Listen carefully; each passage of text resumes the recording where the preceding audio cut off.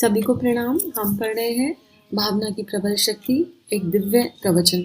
आइए परम पूज्य गुरुदेव वंदे माता जी का स्मरण करें, गुरु तत्व का स्मरण करें, आंखें बंद करें और भावना करें कि अनेकों भावनाशीलों तक ये स्वाध्याय पहुंच रहा है। जहाँ जहाँ गुरु इच्छा है वहाँ वहाँ तक ये स्वाध्याय पहुंच रहा है और लोगों के जीवन में, अंतःकरण में, भावनाओं में परिवर्तन आ रहा है और हम भाव शरीर से जागृत हो रहे हैं।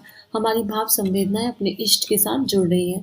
इसी भाव के साथ एक गायत्री मंत्र सभी के लिए प्रार्थना करते हुए। ओम भूर्भुवः स्वः तत्सवितुर्वरेण्यं भर्गो देवस्य धीमहि धियो यो नः प्रचोदयात्। गुरुदेव इतना सुंदर समझा रहे थे। गुरुदेव ने कहा कि अगर आपको भक्ति के मार्ग में प्रवेश करना है और आप चाहते हैं कि भगवान अपनी संपदाएं, अपनी विभूतियां आपको सुपुर्द कर दें, तो फिर आपको समर्पण करना पड़ेगा, आपको उनकी मर्जी से चलना पड़ेगा, आपको अनुशासन को फॉलो करना पड़ेगा, जैसे पूरी प्रकृति कर रही है अनुशासन फॉलो, राइट। और फिर गुरुदेव ने एक हस्बैंड वाइफ का एग्जाम्पल दिया। तो हमारा जो भी रिश्ता हो हमारे इष्ट के साथ, हमको बूंद को समुद्र में ऐसे मिल जाना है कि बूंद का अपना अस्तित्व भी ना रहे, उसको अपने होने का अनुभव भी ना रहे। और फिर जो परमानंद है उसका क्या ही कहना। तो जैसे तुम वैसे हम, जैसे मेरा परमात्मा, जैसे मेरा इष्ट वैसे मैं। तो अगर हमारा चिंतन राम पर है तो हम राम जैसे हो जाएंगे, अगर हमारा चिंतन श्री कृष्ण पर है तो श्री कृष्ण जैसे हो जाएंगे। जो भी आपके इष्ट हैं, किसी एक शक्ति पर तो चाहे साकार हो चाहे निराकार, किसी एक शक्ति पर तो ध्यान केंद्रित किया ही होगा। तो जिस पर ध्यान केंद्रित किया हम उसके जैसे हो जाएंगे। तो गुरुदेव लिख रहे हैं समर्पण और सोहम। अब समर्पण किसे कहते हैं? समर्पण कहते हैं योग को। समर्पण कहते हैं उस योग को सिखाने के लिए हम स्वर्ण जयंती साधना वर्ष में सोहम की उपासना पर बहुत ध्यान दिया। सोहम मतलब है सो हम, सांस लेना है, सो और हम। और सोहम गायत्री मंत्र का एक स्वरूप है। और अगर आप आर्ट ऑफ लिविंग में जाएंगे श्री श्री का, तो उनका जो बेसिक कोर्स है उसमें सोहम बहुत सुंदर तरीके से सोहम पर उन्होंने मेडिटेशन कराया है। बहुत ही खूबसूरत मेडिटेशन कराते हैं वो, जो गुरु जी की आवाज़ में है, बहुत ही गजब का है। तो उसका मीनिंग यही है कि हम सांसों के ध्यान से, हम सो और हम सांसों के ध्यान पर अपने इष्ट को कह रहे हैं कि जैसे आप हैं वैसे ही हम बन जाएं, हमको अपने में मिला लो, हमको अपने से एक कर लो। तो गायत्री का जाप करने से पहले आप में से हर एक आदमी को यह कहा गया कि आप सोहम की उपासना कीजिए। अब गुरुजी ये सोहम क्या है? बेटे, सोहम हम उसे कहते हैं जब हमारी श्वास भीतर जाए तो हमको ये ध्यान करना चाहिए कि हमारे भीतर जो हवा जाती है उसके भीतर एक बहुत बारीक आवाज़ होती है, सो। और जब श्वास बाहर निकले तब भी ये ख्याल करना चाहिए कि हमारे भीतर से एक आवाज़ आती है, हम। सो भीतर जाने वाली आवाज़ को और हम बाहर निकलने वाली आवाज़ को कहते हैं। महाराज जी, इसे तो हम भी करते हैं और अच्छा भी लगता है। कभी तो यह आवाज़ सुनाई पड़ती है और कभी नहीं पड़ती। बेटे, सुनाई पड़ती है तो कोई हर्ज नहीं, और नहीं सुनाई पड़ती तो भी कोई हर्ज नहीं। इसकी वास्तविकता को समझे। यह है क्या? सो माने भगवान और हम माने मैं। हम और भगवान दोनों एक हैं। भगवान हमारे भीतर प्रवेश करता है नाक में से श्वास के साथ, और हम माने मैं, अपनापन, मैंपन श्वास के साथ बाहर निकाल देते हैं। यानी हम अपने बॉडी कॉन्शियस को बाहर निकाल देते हैं और अपने परमात्मा को अंदर धारण कर लेते हैं। आप एक और तरीका है इसको करने का, आर्ट ऑफ लिविंग में तो बहुत सुंदर बताया ही गया है। आप भावना करो कि आप सांस ले ही नहीं रहे, अब आपके इष्ट हैं, ये शरीर सबको भूल जाओ, सब कुछ भूल जाओ। जब सांस जा रही है तो आप नहीं हो, आपके इष्ट आपके भीतर से सांस ले रहे हैं। तो अगर मेरा परमात्मा, मेरा प्रभु, मेरा इष्ट मेरे भीतर से सांस लेगा तो क्या कोई ऐसा विकार है जो अंदर टिक सकता है? क्या उसको नहीं पता फिर अंदर जाने योग्य क्या है और बाहर निकलने योग्य क्या है? जो अंदर जाने योग्य होगा वो अंदर चला जाएगा। और मेरा अहंकार, अब मैंने अपने आप को समर्पित कर दिया, चाहे हमने धारणा से समर्पित किया, ठीक है, अभी हमारे गुण कर्म व्यवहार वैसे नहीं हो रहे हैं, लेकिन हमने मन से, भावना से तो खुद को समर्पित कर दिया। वो अश्रु तो गिर रहे हैं ना कि भगवान आप हमें अपने को समर्पित करवा लो, हमसे तो ना हो पाएगा, हमारे तो इतने विकार हैं, जन्म जन्मांतर के हैं, लेकिन आप चाहो तो क्या नहीं हो सकता। आपके पलक झपकते तो युग बदल जाता है। तो उस भाव के साथ, उस विकल्प प्रार्थना के साथ बुलाइए और भावना कीजिए, अंदर जा रहा है सो, मेरा इष्ट का प्राण अंदर जा रहा है और मेरा इष्ट ही इस शरीर से सांस ले रहा है। और हम, अब मेरा मैं बाहर निकल रहा है, मेरा आई बाहर निकल रहा है, मेरे जो भीतर के विकार हैं वो सब बाहर निकल रहे हैं। और यहाँ पर हमारी कॉन्शियसनेस अपने विकारों पर नहीं होनी चाहिए।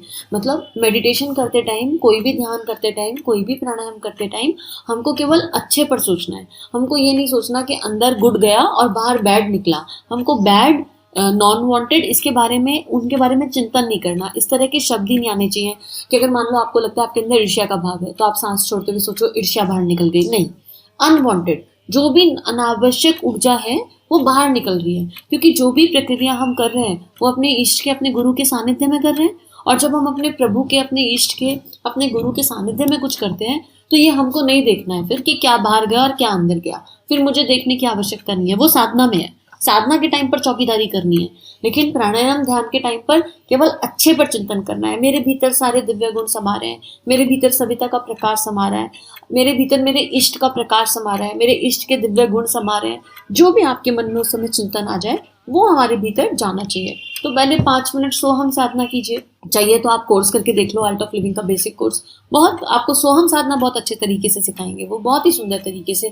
और गुरु एक तत्व है, गुरु कोई व्यक्ति या विचार नहीं है, गुरु एक शक्ति है ना। तो ऐसा नहीं है कि हम यहाँ हैं तो हम किसी और गुरु के पास कैसे जा सकते हैं, वो नहीं है। अगर हम नज़र से देखें अंदर वाली, तो हर जगह गुरु ही है, कोई ना कोई, हर कोई कुछ ना कुछ सिखा ही तो रहा है ना। तो गुरु हर जगह है। अब उसके बाद हमारे भीतर भगवान प्रवेश कर गए, हमारा मैं निकल गया, हमारी अहम की सत्ता खत्म हो गई और भगवान का स्वामित्व हमारे ऊपर स्थापित हो गया। अब पूरी तरीके से वो स्थापित हो गया और हम, भगवान ही हमारा स्वामी है, क्योंकि हम यस बॉस कह रहे हैं ना। कल के ऑडियो में हमने समझा था, गुरुदेव लिख रहे थे, बोलो यस बॉस, जो आप बोलेंगे हम वो करेंगे। तो उसको करने का तरीका क्या है? उसको करने का तरीका है अभ्यास, और यही सांसों का ध्यान है। शुरू में सांसों पर ध्यान लगाइए। आनापान सती मेडिटेशन होता है जो भगवान बुद्ध के फॉलोअर्स कराते हैं। हर जगह बात एक ही बताई जा रही है, उसमें सांसों पर ध्यान है। आंख बंद करो और सांसों पर ध्यान। कोई अच्छा सा म्यूजिक लगाओ, आपका इष्ट मंत्र लगाओ और आती जाती सांसों को दृष्टा भाव में देखते जाओ। तो वो आवाज भी अपने आप आने लगेगी, वो सुनाई देने लगेगा, पर समय देना पड़ेगा। हम ऐसा सोचें कि हम दिन भर में 15 मिनट बैठेंगे और हो जाएगा, तो नहीं। खाली उपासना भर हो जाएगी, चलो ठीक है बैठ गए, अगले 24 घंटे का सुरक्षा कवच ले लिया, उसकी अपनी इंपॉर्टेंस है।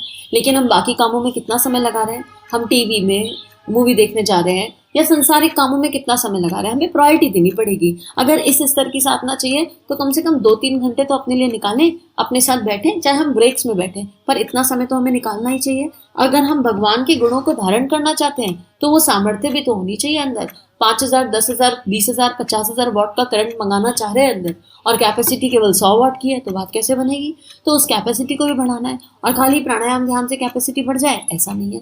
बाकी दिन का चिंतन क्या था, बाकी हमारे क्रिया कर्म कैसे थे, हमने दिन भर में क्या सोचा, हमने कैसा आहार लिया। गुरुदेव बता रहे हैं ना, इंद्रिय संयम कितना इंपॉर्टेंट है, हमारा खाना पीना कैसा है। एक कंप्लीट पैकेज है और उस पैकेज को फॉलो करना पड़ेगा। छोटे छोटे स्टेप से फॉलो करेंगे, लेकिन अगर हमको एक बार ऐसा संकल्प ले लें जिसका कोई विकल्प ना हो, जब मन से संकल्प उठ जाता है बिना विकल्प का, तो सब कुछ हो जाता है। और यकीन मानिए, भावना की शक्ति से बड़ी कोई शक्ति नहीं है।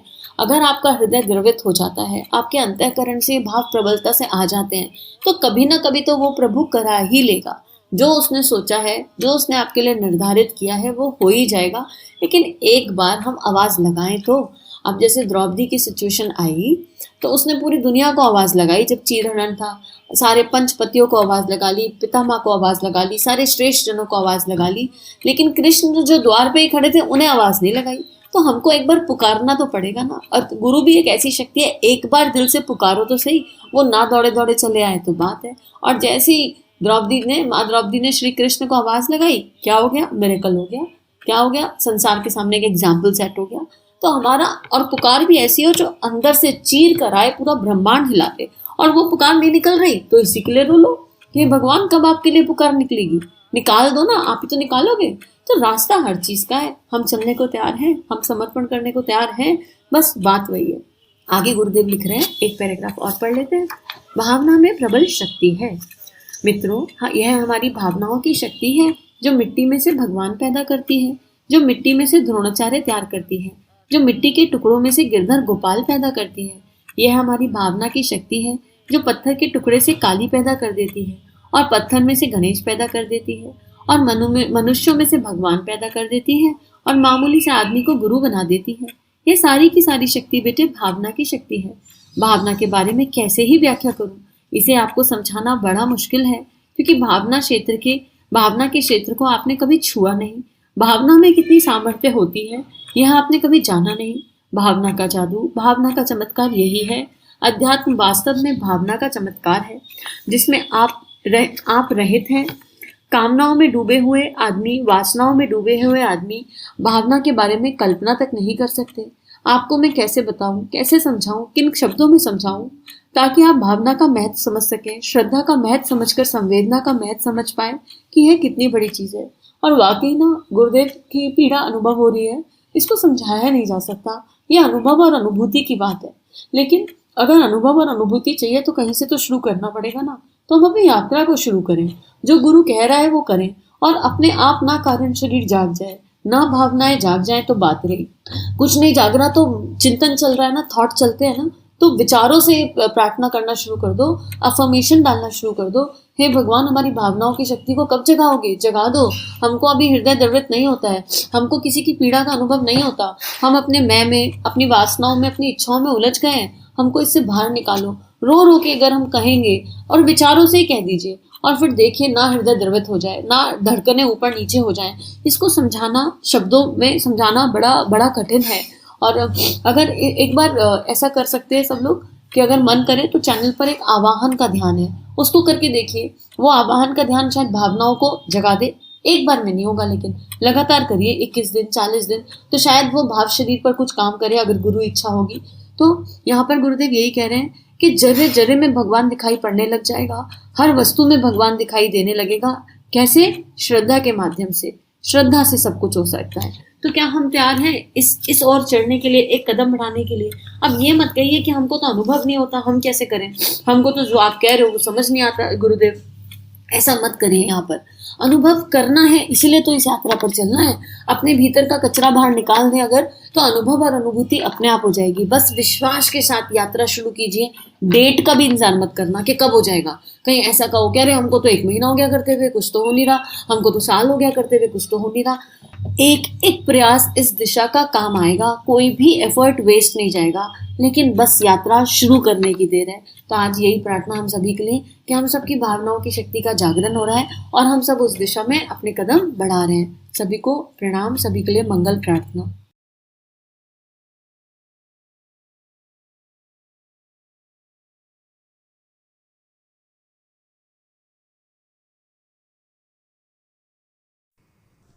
हमारे YouTube चैनल को सब्सक्राइब कीजिए और बेल आइकन पर क्लिक कीजिए ताकि आने वाली सभी वीडियो की नोटिफिकेशन आपको मिलती रहे। आप सभी को बहुत बहुत थैंक यू।